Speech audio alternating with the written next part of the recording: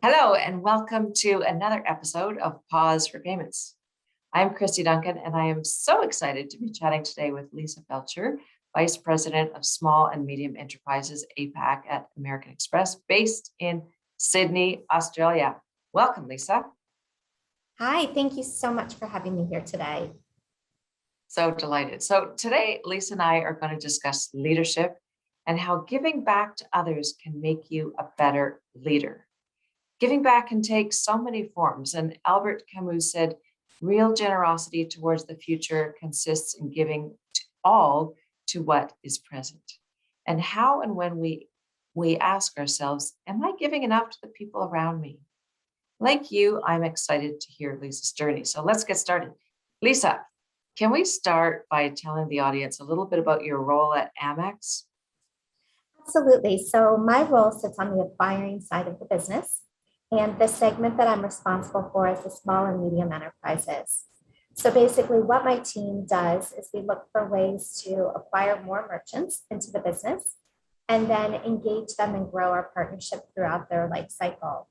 So my team's responsible for delivering various parts of our value proposition that bring the card members to the merchants. And one of the ones that I'm actually most proud of is Shop Small, which is a global initiative that American Express has, where we are literally raising the awareness of the importance of supporting small businesses in their local communities. So, yeah, Lisa, I absolutely agree. The concept of shop small is so important, and it's fantastic that Amex has recognized this and has this global initiative going. And we actually heard a lot about that back in February with our keynote, Colleen Taylor, one of your colleagues in the US, who mentioned the shop small initiative. So, well done. It's so important. Thanks. I want to get down to this topic of the concept of giving back. And you've mentioned it and have taken it as part of your leadership style. Can you talk to us about the lessons and the skills that you have learned from your experience of giving back to others? Yeah, if I think about one of the biggest skills I learned, it was actually around listening and empathy. So one of the initiatives American Express has is to support mental health. And we've partnered with an organization called Heart on My Sleeve and have developed this program where we're basically training a number of our colleagues to be, I guess, trained listeners in a way. And I'm fortunate to be one of those trained listeners. And what it means is that when someone that we work with or partner with needs help, we're here to help them get through it. And so I thought, when I was thinking about this, I'd share a bit of a story about myself where it didn't go so well. So this was a while ago. I was just having a hard time in my job, and I was questioning whether or not I belonged on the team. So I went to my leader. I, got up the courage. I went to my leader and I told my leader about this struggle that I was having.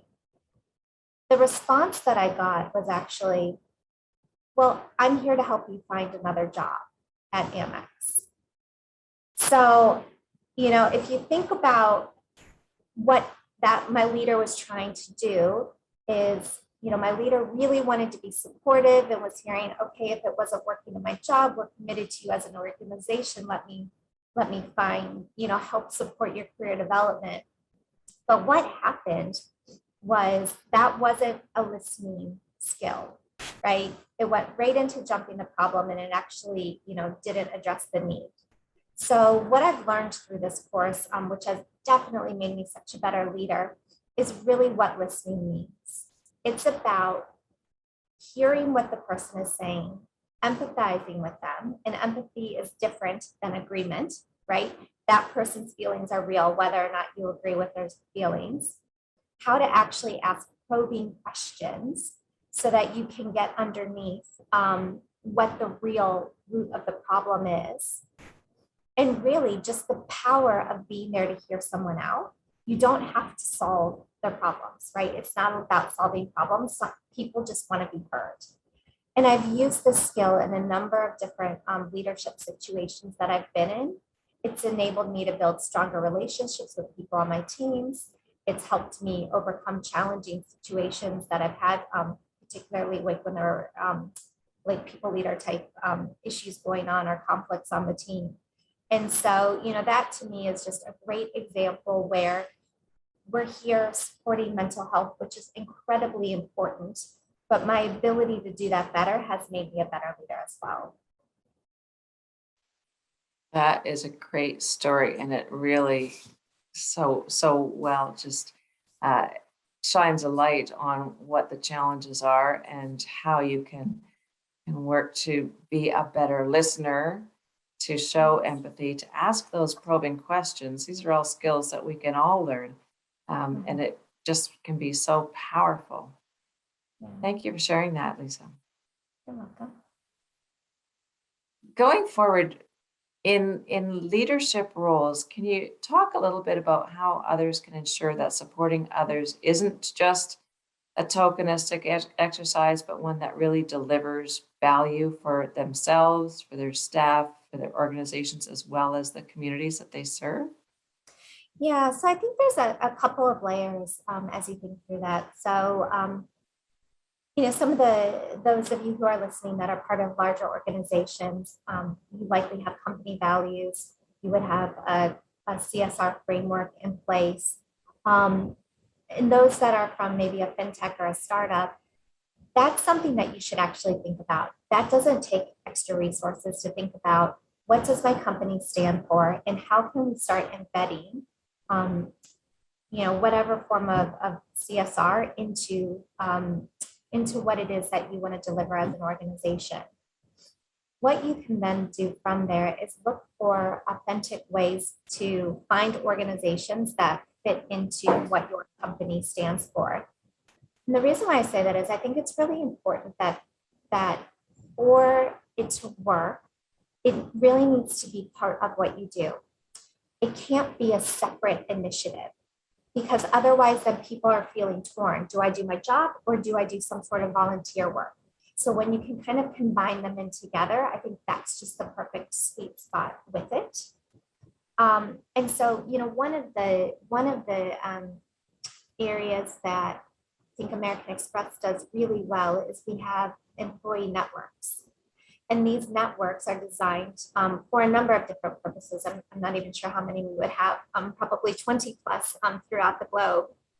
But they're set up for different purposes, and they become a great opportunity for colleagues to volunteer and become part of creating a better community within our workforce.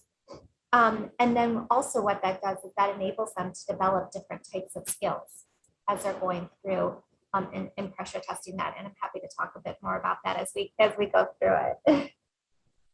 Yeah, no, I'd absolutely love to hear more. And it's so fantastic how how Amex is offering employees the ability to weave their beliefs and their volunteerism into the fabric of what they do with the organization. And then that projects out, those values out to the other stakeholders.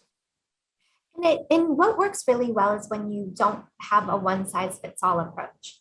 So everyone's different and everyone's going to have different amount of time that they're able to commit to volunteerism.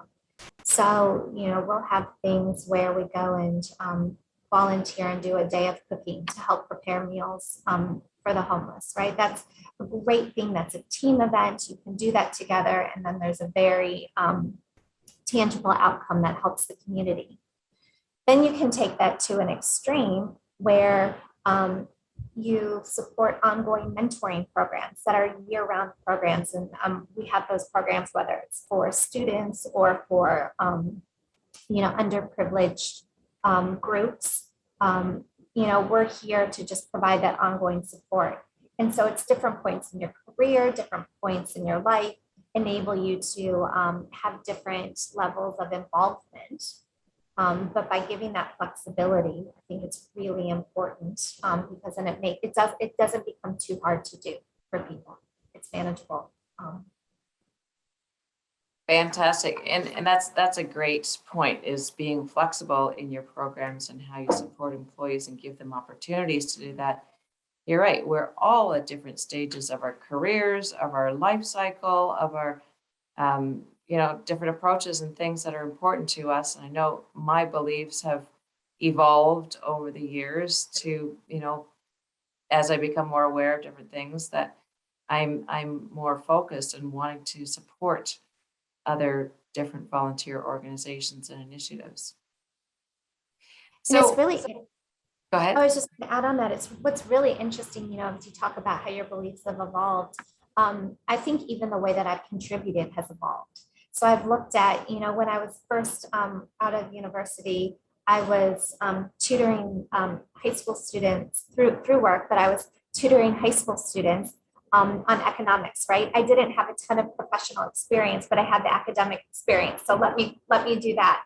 Whereas now when I'm working with the high school students, I'm actually helping them on career planning and thinking about what lessons would I have done, what would I have changed, maybe even when I'm selecting my university or my studies based on what I know now. So even your contribution type evolves over time as well. Yeah, no, that's a really good point because we have different things to offer at different stages of our Mhm. careers. So true. So I want to talk about the importance of leading with purpose. And we know that more and more leaders are recognizing this as something really important. Can you talk about how essential you think this is, especially when it comes to fostering loyalty and engagement across your employee base? Yeah. So if you start, I guess if you start off, there's been a lot of studies that have been done where particularly like the younger generations are actually looking to work for organizations that have a broader purpose. So you can think through that as part of your talent um, development strategies or your talent acquisition strategies. But to me, what's most relevant right now is the job market in so many countries is incredibly hot. And I need to protect the talent that I have on my team, right? It's so competitive out there, and I don't want to have a lot of attrition. I think, COVID has taught us all that there's a lot of really important things out there in life apart from people's jobs. And so, in order to make sure that people feel passionate about their jobs when there's so much else happening in the world, I think really ensuring that your organization has a purpose and a broader purpose um, is so critical to keeping the staff engaged. So, I was really fortunate in my role when I thought about it, again, supporting the small businesses. We spoke about it at the beginning of this session, where it was, okay, that's the segment of businesses that need us most ever. And that's what got me through last year. Well, now what is it around but not everyone's fortunate enough to be on, a small business team. So, maybe if their passion and their purpose isn't necessarily in their core role, by being part of an organization that allows you to find a way to bring your passion and your purpose into your work. And that could be, again, through the volunteer opportunities or supporting the colleague engagement networks. You have that broader connection to the business, and then you're less likely to leave. You're going to work harder. Your performance is going to be stronger as a result. I love that. That's really, really fantastic. It makes me want to come and work for Amex and get really engaged with passion and purpose. Yeah. Thanks for that sharing that. And you're right. That's the kind of thing that can make the difference between wanting to stay and not being really engaged and being more interested or open to other offers. And in this Absolutely. really tight labor market, that's really important. Mhm. So, Lisa, we talked about giving back and this whole idea of getting engaged with purpose and passion in things that we believe in. What do you think that leaders should consider when they're assessing volunteering opportunities? And how strategic do you think they should be? Yeah. So I think when I think about the volunteering opportunities, if someone can look into, okay, where am I in my own career development and my personal development? What are the areas that I want to focus on? And then how can I use volunteering to enable me to achieve that? So I think I've got two examples where this has come through both with myself as well as with my team members. So the first is we hear all the time, we need to network, network, network, right? You can't get anywhere without networking. Well, I don't know about you, but I am shy and I need authentic ways to network. So what I've found is that is so helpful is actually going out and joining colleague engagement networks, right? So at one point I was working on prepaid cards, but I was leading the families at Amex network, right? Very unrelated. But it gave me an opportunity to get to work with other people, to get exposure to more senior leaders that I didn't necessarily have. And three, I was actually involved in initiatives that I would have never been involved with in my job. So as an example, one of the biggest accomplishments that we had at the time is that was the first time that in Australia we were recognized for our gender equality. So there's a accreditation that you can get in Australia. And, I helped do that, right? And that is very much on, I guess, more traditionally your HR side of the business, not necessarily something that you would do as, kind of like a mid-level leader at the time. And so how amazing was that I got a different type of exposure while I was building my networks, right? And people got to see the quality of my work, and then that helped build my brand. And so I find that to be a way more authentic way to develop your career, as opposed to just, having a coffee chat and saying how great you are, which is what you hear all the time.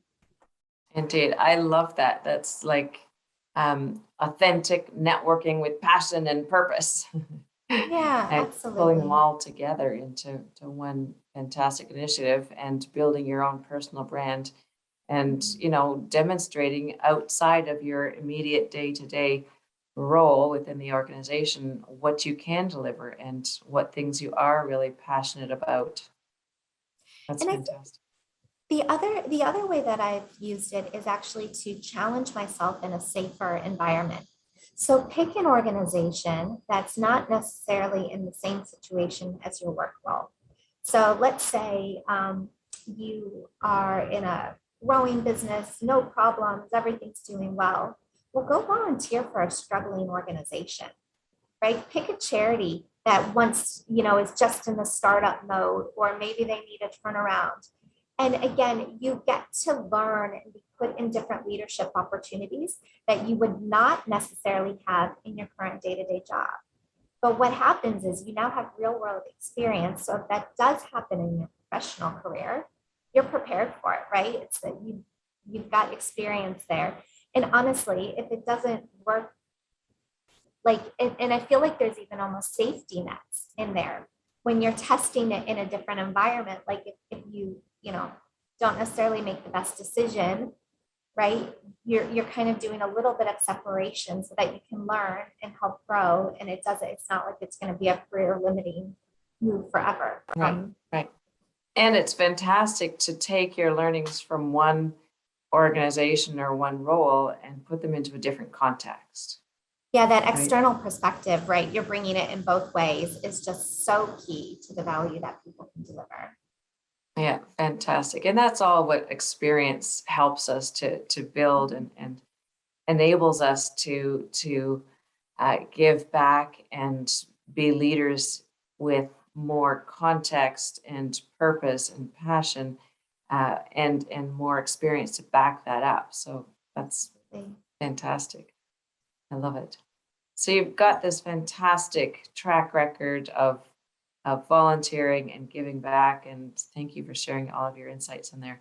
I want to close today, Lisa, with a question that I ask all of our Pause for Payments guests. And that is, if you were giving career advice to the rising stars in our audience, what 2 or 3 nuggets of career advice would you share?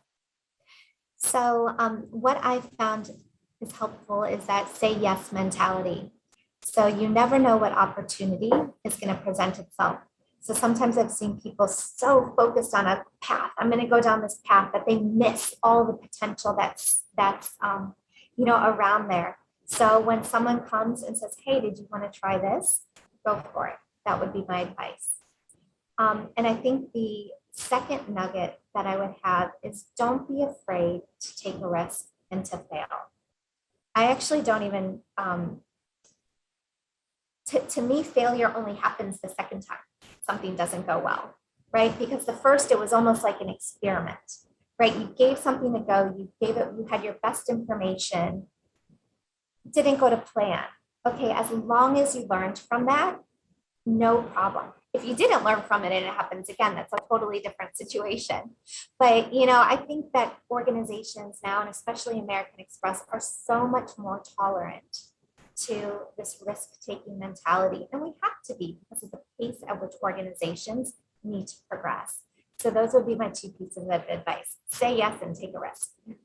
I love it. And they're, so easy to remember. Say yes. And it's so true. There's a million opportunities that might come across your desk, but unless you take them, then you're not making progress and you're not out there learning, taking risks and building that career, building your network, building your track record. Exactly. Fantastic.